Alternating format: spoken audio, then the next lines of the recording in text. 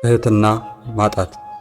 በስመ አብ ወወልድ ወመንፈስ ቅዱስ አሐዱ አምላክ አሜን። በሌሎች የሚፈርድ ሰው ብዙ ጊዜ የራሱን ኃጢአት የሚረሳ ነው። አንድ ሰው የራሱን ኃጢአት የሚያስታውስ ከሆነ የወንድሙን በደል አያስብም። ጸሐፍትና ፈሪሳውያን አመንዝራዋን ሴት በያዟት ጊዜ የራሳቸውን ኃጢአት አላሰቡም ነበር። ስለዚህም ጌታ ኃጢአታቸውን አስታወሳቸው፣ በእርሷም ላይ መፍረድን አቆሙ፣ ከዚያም ስፍራ ራቁ። ትሕትና ማጣት አንድን ሰው ራሱን ከሌሎች የተሻለ አድርጎ እንዲያስብ እንዲፈርድባቸውም ያደርጋል። ያ ትዕቢተኛ ፈሪሳዊ የራሱን ጽድቅ፣ ጾምና ሥርዓት ማውጣት በማሰብ ራሱን ከሌሎች ቀራጮች፣ አስገድደው ግብርን ከሚያስከፍሉ፣ በሐሰት ከሚፈርዱ፣ ከአመንዝሮች ወይም ከዚያ ከቀራጩ ሰው የማይመሳሰል ወይም ልዩ እንደሆነ ባሰበ ጊዜ በቤተ መቅደስ ቆሞ በቀራጩ ላይ ፈርዷል። በሉቃስ ወንጌል ምዕራፍ 18 ከቁጥር 11 እንደተጻፈው። በእግዚአብሔር ፊት በራሱ ላይ ይፈርድ የነበረው ያ ቀራጭ ግን በሌላ በማንም ላይ አልፈረደም።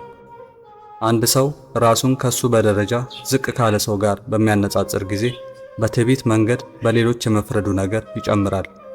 ያ ትዕቢተኛ ፈሪሳዊ በቀራጩ ላይ እንዳደረገው ከእርሱ በደረጃ በሚያንሰው ላይ ሁሉ ይፈርዳል።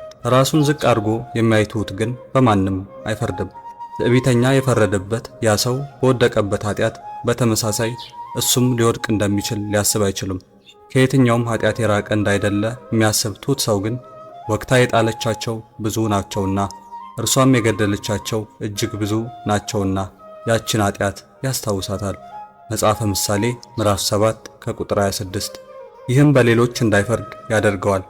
ትዕቢት ግን አንድን ሰው ከሱ በላይ በሆኑት ላይ እንኳን እንዲፈርድ ያደርገዋል። ማርያምና ወንድሟ አሮን ታላቁ ነቢይ ሙሴ ኢትዮጵያዊቷን በማግባቱ ምክንያት በመፍረድ ኃጢአት ውስጥ ወድቀው ነበር። ትሑት ስብዕናቸውን ይመልስ ዘንድ የፈረዱበት የሙሴን ታላቅነት ይገነዘቡ ዘንድ እግዚአብሔርም ገሰጻቸው። ከሙሴም ምን ያህል ያነሱ እንደሆነ ገለጸላቸው።